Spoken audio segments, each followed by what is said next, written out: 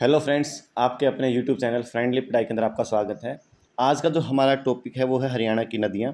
हरियाणा में कौन कौन सी नदियाँ हैं, उनका किस ज़िले में से प्रवाह हो रहा है, कहाँ से बह रही हैं, कहाँ से निकल रही हैं, पूरी डिटेल आपको मिलेगी।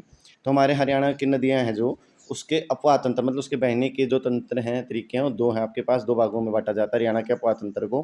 पहला कौन सा है? उत्तरी अपवाह तंत्र। कौन सा है? उत्तरी अपवाह तंत्र। दूसरा कौन सा है? दक्षिणी प्रवाह तंत्र। देखो, इसमें उत्तरी प्रवाह तंत्र के अंदर कौन कौन आते हैं? सरस्वती, घग्गर, मारकंडा, टांगरी, चेतांग, राक्षी और यमुना। ठीक, कई बार यमुना को पूर्वी प्रवाह तंत्र में बोल देते हैं, इस बात का भी ध्यान रखें। दक्षिणी प्रवाह तंत्र में कौन कौन सी नदी आती है? साहिबी, इंदौरी, कृष्णावती और दोहन नदी आती हैं। ये आपके किस में है? साहिबी, इंदौरी, कृष्णावती और दोहन नदी, ये सारी दक्षिणी प्रवाह तंत्र में आती हैं। तो सबसे पहले जो हम पढ़ेंगे वो पढ़ेंगे यमुना नदी को। किसको पढ़ेंगे? यमुना नदी। यह नदी उत्तराखंड से गढ़वाल हिमालय की बंदरपूछ चोटी के पश्चिम ढाल पर यमुनोत्री हिमनद से निकलती है। तो देखो, यहाँ पर कई चीज़ें हैं। एक तो ये यमुनोत्री हिमनद से निकलती है। यमुनोत्री हिमनद से निकलती है। कई बार आता है बंदरपूछ की पहाड़ियों से निकलती है। और उत्तराखंड से गढ़वाल हिमालय की बंदरपूछ चोटी से निकलती है। इस बात का ना, कौन सी डाल से निकलती है? उसके पश्चिमी डाल से निकलती है। तो उत्तराखंड के गढ़वाल जो हिमालय की बंदरपूछ चोटी है, उसके पश्चिमी डाल पर यमुनोत्री हिमनद से निकलती है। कौन सी नदी आपकी? वो यमुना नदी। और जो यमुनोत्री हिमनद, इसकी ऊंचाई कितनी होगी? 6330 मीटर से ही निकलती है। यह सदानीरा नदी है। कैसी नदी है ये? सदानीरा, मतलब पूरे साल इसमें 12 माह से आपके पास में पानी बहता रहता है इसके अंदर। यह नदी पूर्व दिशा में हरियाणा को उत्तर प्रदेश से अलग करती हुई 320 किलोमीटर लंबी सीमा बनाती है। ये उत्तर प्रदेश और हरियाणा को अलग करती है, इन दोनों के बीच की सीमा बनाती है। और वो सीमा कितने किलोमीटर लंबी है? 320 किलोमीटर लंबी सीमा बनाती है। यह नदी यमुनानगर के ताजेवाला में कलेश्वर अग्निकुंड से हरियाणा में प्रवेश करती है। यमुनानगर है के अंदर से प्रवेश करती, कहाँ से? ताजेवाला में, कलेश्वर के पास से। कौन से बैराज से? हथनीकुंडे बैराज से हरियाणा में प्रवेश करती है। और पलवल के हसनपुर से होते हुए, पलवल के जो हमारा पलवल है उसके हसनपुर से गांव निकलते हुए अलीगढ़ यूपी में प्रवेश करती है। लास्ट में बाहर देखो, इसकी एंट्री कहाँ से हुई? कलेश्वर से हुई, हथनीकुंड बैराज से। ये हरियाणा से बाहर कहाँ से निकलती है? हसनपुर से निकलती है। हसनपुर कहाँ पड़ता है? पलवल के अंदर। पलवल के अंदर से हसनपुर से होते हुए अलीगढ़ यूपी में चली जाती है। यह नदी हरियाणा में यमुनानगर, करनाल, पानीपत, सोनीपत, फरीदाबाद से होते हुए पलवल के हसनपुर तक पहुँचती है। कहाँ तक जाएगी? यमुनानगर है, करनाल है, पानीपत है, सोनीपत है, फरीदाबाद है, इनसे होते हुए कहाँ जाएगी? पलवल के हसनपुर से यूपी में चली जाएगी। तो हरियाणा के अंदर कौन कौन से जिले आते हैं इसके? यमुनानगर, करनाल, पानीपत, सोनीपत, फरीदाबाद। और फिर उसके बाद कहाँ जाएगी ये? पलवल के अंदर, और वहाँ से यूपी के अंदर चली जाएगी।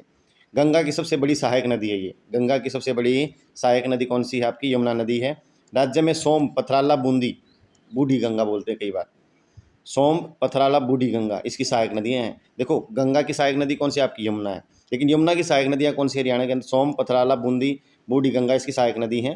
हरियाणा व उत्तराखंड में 11 किलोमीटर बहती है। ये ध्यान रखना, हरियाणा में और उत्तराखंड के बीच में कितने किलोमीटर बहती है नदी? 11 किलोमीटर। यूपी के बीच में और हरियाणा के बीच में 320 किलोमीटर। हरियाणा व उत्तराखंड के बीच में 11 किलोमीटर बहती है नदी। इसको आप यहाँ भी देख सकते हो मैप के अंदर भी। यहाँ से आपके पास ये एंट्री करेगी यमुना।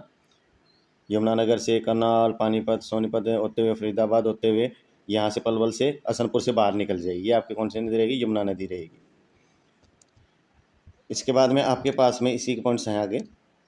यमुना को यमराज की बहन, यमुना नदी को क्या कहा जाता है? यमराज की बहन, शनि जी महाराज की बहन, या सूर्य की पुत्री, या छाया माँ की पुत्री, व काली गंगा के नाम से भी जाना जाता है। ये नाम भी किसके हैं आपकी? यमुना नदी के नाम है। टोंस, गिरी व आसन हरियाणा से बाहर सहायक नदियाँ हैं। हरियाणा से बाहर कौन सी नदियाँ हैं इसकी सहायक नदियाँ हैं? टोंस, गिरी व आसन हरियाणा से बाहर सहायक नदियाँ हैं। किसाऊ बांध परियोजना, टोंस नदी यमुना की सहायक नदी के ऊपर बना हुआ है। किसाऊ बांध परियोजना, टोंस नदी जो यमुना की सहायक नदी उसके ऊपर बना हुआ है। लखवार बांध परियोजना इसके ऊपर है आपकी, यमुना के ऊपर। रेणुका बांध परियोजना रेणुका नदी पर है जो इसकी सहायक नदी है। यमुना फरीदाबाद में सिंचाई की प्रमुख नदी है। फरीदाबाद के अंदर सिंचाई की प्रमुख नदी आपकी कौन सी है? यमुना है। इसके बाद कौन आता है आपका? सरस्वती नदी। कौन सी नदी? सरस्वती नदी। यह नदी हिमाचल के सिरमौर जिले की सीमा पर स्थित शिवालिक की पहाड़ियों से निकलती है। सिरमौर से जगह से निकलती है, शिवालिक की पहाड़ियों से। कौन सी नदी निकलती है आपकी? सरस्वती नदी। एसएससी के अनुसार हर की दून से सरस्वती निकलती है। हर की दून, एसएससी ने क्वेश्चन में पूछा गया पीछे कि एसएससी के अंदर हर की दून से सरस्वती निकलती है। यह यमुनानगर जिले से आदिर बद्री नामक स्थान से निकलती है। हमारे पास यमुनानगर जिले के अंदर एंट्री करती है। कौन सी जगह से? आदि बद्री जगह से एंट्री करती है ये। ऋग्वेद काल की सबसे पवित्र नदी, सबसे पवित्र नदी ऋग्वेद काल की कौन सी आपकी? सरस्वती नदी है। नरकातरी या अनरक तीर्थ इसी के किनारे स्थित है। नरकातारी है आपके पास, नरकातारी बोल देते हैं कई बंदे, या इसको आप अनरक तीर्थ बोल सकते हैं। ये कहाँ पर स्थित है, कौन सी नदी किनारे स्थित है, सरस्वती नदी के किनारे स्थित है। महर्षि वेदव्यास ने इसी नदी किनारे महाभारत की रचना की। तो महर्षि वेदव्यास ने महाभारत की रचना कौन सी नदी किनारे की थी, सरस्वती नदी के किनारे की थी। आदि बद्री नारायण मंदिर भी इसी नदी के किनारे पर है, आदि बद्री नारायण मंदिर। अब टांगरी, मारकंडा इसकी सहायक नदियाँ, टांगरी मारकंडा ये आगे हम पढ़ेंगे नदियाँ, लेकिन याद रखना टांगरी व मारकंडा किसकी सहायक नदियाँ होते हैं आपके पास, सरस्वती नदी की सहायक नदियाँ हैं। सरस्वती नदी के साक्ष्य मुगलावली में खुदाई के दौरान मिले हैं। सरस्वती नदी है वो लोग विलुप्त है उसके आपके, तो उसके जो साक्ष्य है मुगलावली के अंदर मिले हैं। मुस्तफ़ाबाद का नाम सरस्वती नगर किया गया था, मुस्तफ़ाबाद का नाम सरस्वती नगर किया गया था सरस्वती नदी के साक्ष्य मिलने का कारण। किसके साक्ष्य मिलने के कारण, सरस्वती नदी के साक्ष्य मिलने के कारण किया गया था इसका नाम। 1893 में CF ओल्डेम ने 1893 में लुप्त सरस्वती नदी की खोज की थी। 1893 दो बार लिखा गया इसको। 1893 में CF ओल्डेम जो है हमारे पास, CF ओल्डेम थे, उन्होंने लुप्त सरस्वती नदी की खोज की थी। आपके पास कब की थी, 1893 में। सरस्वती नदी पुनरुत्थान जो आपके पास योजना हुई 21 अप्रैल 2015 को प्रारंभ हुई है। सरस्वती नदी को दोबारा से पुनर्जीवित करने के लिए, उसके पुनरुत्थान के लिए आपके पास योजना बनाई गई थी। और किस बोर्ड, क्या उसका बोर्ड का क्या नाम था जो इस योजना में शामिल है, सरस्वती हेरिटेज विकास बोर्ड। कौन सा है आपके पास, सरस्वती हेरिटेज विकास बोर्ड। और तो पुनरुत्थान योजना कब बनाई गई थी, आपके पास लागू की गई 21 अप्रैल 2015 को। इसके बाद आपके पास तीसरी नदी आती है घग्गर नदी। कौन सी नदी आती है, घग्गर नदी। घग्गर नदी, इसका उद्गम स्थान डागसाई हिमाचल है। शिवालिक की श्रेणी है, शिवालिक की पहाड़ियाँ हैं हिमालय के अंदर, हिमाचल प्रदेश के अंदर, सॉरी हमारे हिमाचल प्रदेश की शिवालिक की पहाड़ियों से डागसाई जगह से कौन सी नदी निकलेगी, आपकी घग्गर नदी निकलेगी। यह कालका पंचकुला से हरियाणा में प्रवेश करती है, कालका पंचकुला के अंदर से हरियाणा के अंदर प्रवेश करती है। कौशल्या व झाझरा सहायक नदियाँ हैं इसकी, कौशल्या झाझरा हमारे पास की सहायक नदियाँ हैं। यह पंचकुला, अंबाला, कैथल, फतेहाबाद, सिरसा से उत्तर राजस्थान के हनुमानगढ़ जिले में जाकर लुप्त हो जाती है। घग्गर नदी पंचकुला से इंटर करेगी, पंचकुला से होकर कहाँ जाएगी, अंबाला, अंबाला से कहाँ जाएगी, कैथल, कैथल से कहाँ जाएगी, फतेहाबाद और सिरसा, सिरसा से होते हुए राजस्थान में प्रवेश कर जाती है और राजस्थान में हनुमानगढ़ में जाकर ही लुप्त हो जाती है। ओटू बैराज इसी पर स्थित है, ओटू बैराज घग्गर नदी पर स्थित है। छमला बांध व दीवाना बांध भी घग्गर नदी पर स्थित हैं। यह बरसाती नदी है। कैसी नदी है, बरसाती नदी, बारहमासी नदी नहीं है, ये बरसाती नदी है। जब बारिश होगी उसी टाइम पे ज़्यादा उफान आता है इसके अंदर।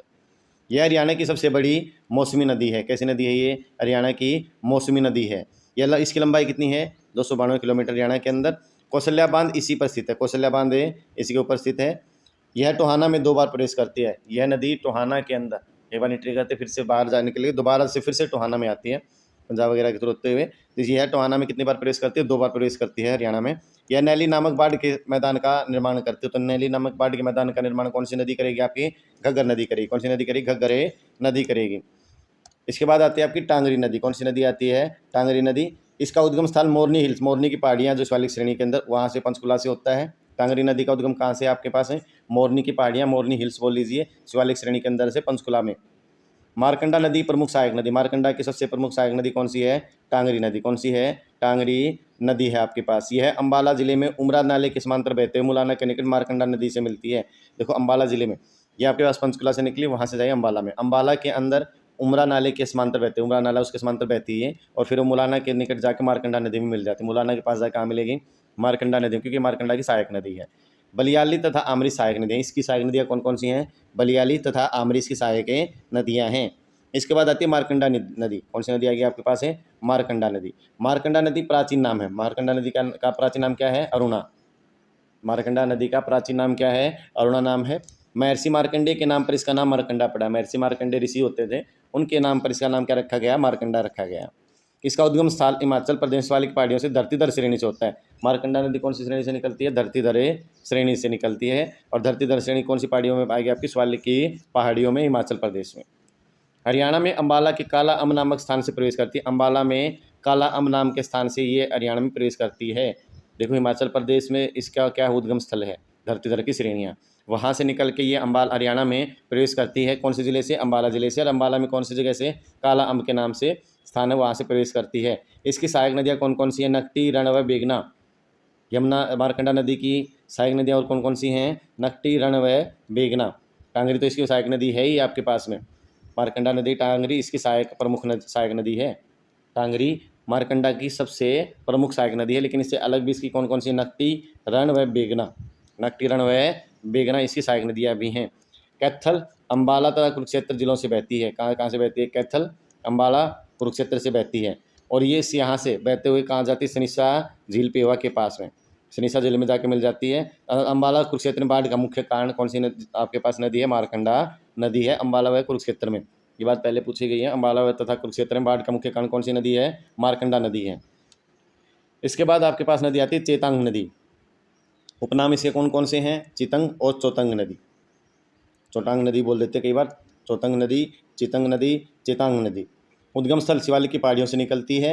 ये सरस्वती नदी के समांतर बहती है। चेतांग नदी किसके समांतर बहती है? सरस्वती नदी के समांतर बहती है।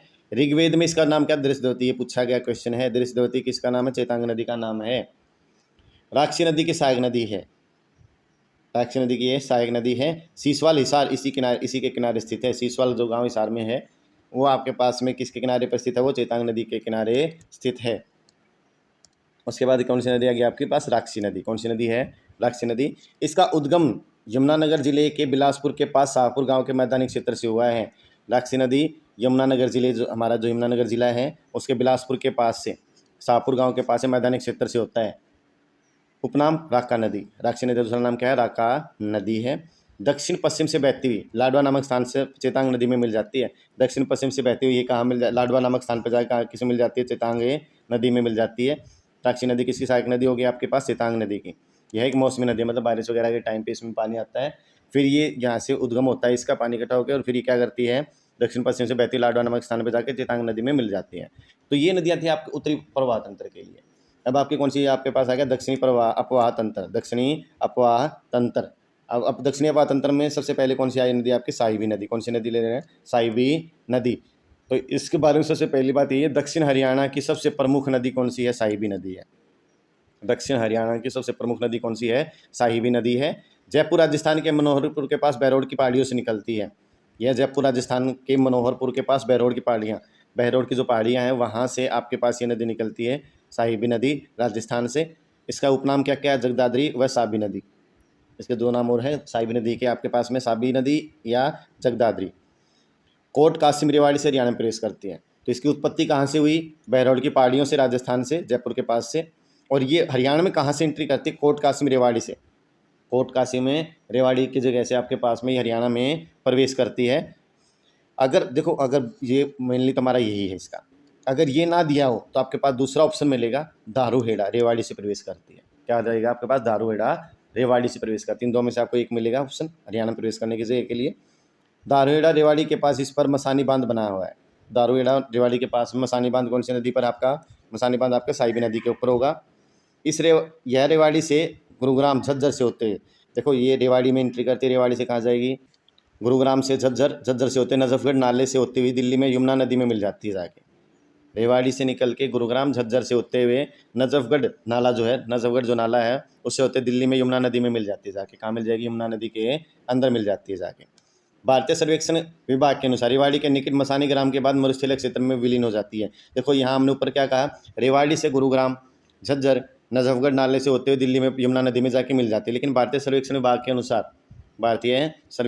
अनुसार रेवाड़ी के निकट मसानी ग्राम के बाद मरुस्थलीय क्षेत्र में विलीन हो जाती है। कहाँ पर? मसानी ग्राम के पास में मरुस्थलीय क्षेत्र में ये लुप्त हो जाती है आपके पास में।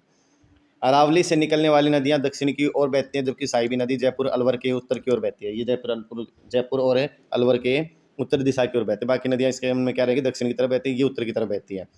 सोता नदी जयपुर के पास इसमें मिलती है, इसकी सहायक नदी है। सोता नदी इसकी सहायक नदी है जो जयपुर के पास मिलती है। तो ये आपके पास में कौन सी नदी? साहिबी नदी रहेगी आपके पास। ये दो बातें और भी हैं।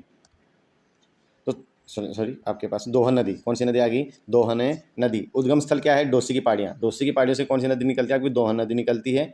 ये नदी नीम का थाना अक्षेत्र जयपुर राजस्थान से निकलती है। तो डोसी की पहाड़ियाँ आ जाए, नीम का थाना अक्षेत्र जयपुर राजस्थान से आ जाए, तो कौन सी निकलेगी आपके पास में? दोहन नदी निकलेगी। तो दक्षिण हरियाणा की सबसे पवित्र नदी, देखो इससे पहले हमने पढ़ा था दक्षिण हरियाणा की सबसे प्रमुख नदी आपकी कौन सी थी? साहिबी नदी थी।